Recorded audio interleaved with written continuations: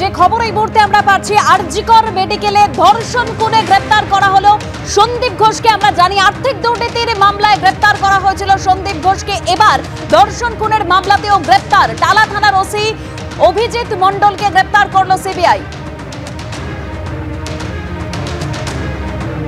তথ্য প্রমাণ লোপাটের অভিযোগে গ্রেপ্তার করা হয়েছে বলে ইতিমধ্যে যে খবর পাওয়া যাচ্ছে, যে বড় খবরের দিকে আমরা নজর রেখেছি, টালা থানার ওসি অভিজিৎ মণ্ডলকে এবার গ্রেপ্তার করলো সিবিআই।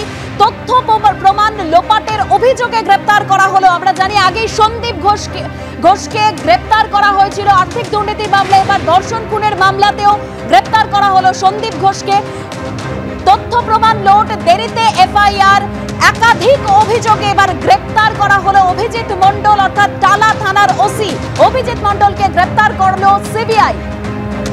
প্রকাশ সিনহা আমাদের প্রতিনিধি রয়েছেন আমাদের সঙ্গে টেলিফোন লাইনে। প্রকাশ, কি তথ্য পাচ্ছ? দেখো, যেটা সিবিআই সূত্রের খবর, দুজনকেই গ্রেপ্তার করা হয়েছে। অভিজিৎ ঘোষ এবং টালা থানার ওসি দুজনকেই গ্রেপ্তার করা হয়েছে। এবং যেটা সিবিআই সূত্রের খবর, অভিজিৎ মণ্ডল যিনি টালা থানার ওসি এবং সন্দীপ ঘোষ যাকে আগেই দুর্নীতি মামলায় গ্রেপ্তার করা হয়েছে, দুজনকেই কিন্তু একই মামলায় একই অভিযোগ এনে গ্রেপ্তার করা হয়েছে। তুমি জানো, সন্দীপ ঘোষকে আগেই দুর্নীতি মামলায় গ্রেপ্তার করা হয়েছিল, এবার কিন্তু ধর্ষণ এবং খুনের মামলায় গ্রেপ্তার করা হয়েছে। কিন্তু যেটা সূত্র মারফত আমরা জানতে পারছি, তাদের বিরুদ্ধে যে অভিযোগ রয়েছে, মিসলিডিং দ্য ইনভেস্টিগেশন, তদন্ত প্রক্রিয়া অর্থাৎ গোটা তদন্ত প্রক্রিয়া ঘুরিয়ে দেওয়ার অর্থাৎ বিভ্রান্ত করার, তদন্তকারীদের মিসলিড করার অভিযোগ আনা হয়েছে।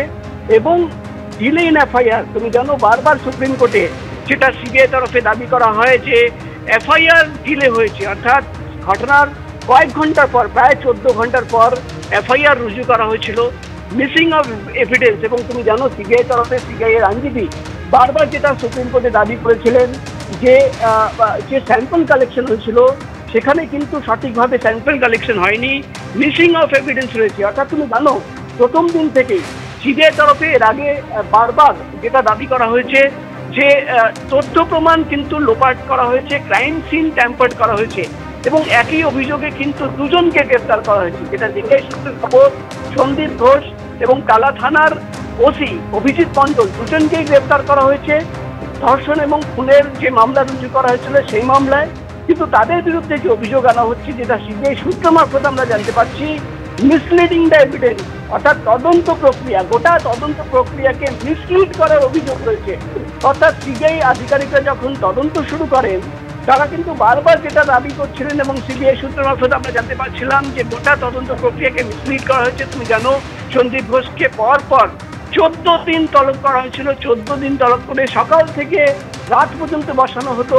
কিন্তু সিবিআই এর আধিকারিকরা যেটা দাবি করছেন যে 14 দিনেও কিন্তু সঠিক তথ্য সন্দীপ ঘোষ তুলে দেননি। এমনকি টালা থানার ওসি তার বিরুদ্ধে প্রকাশ, তুমি আমাদের সঙ্গে থাকো।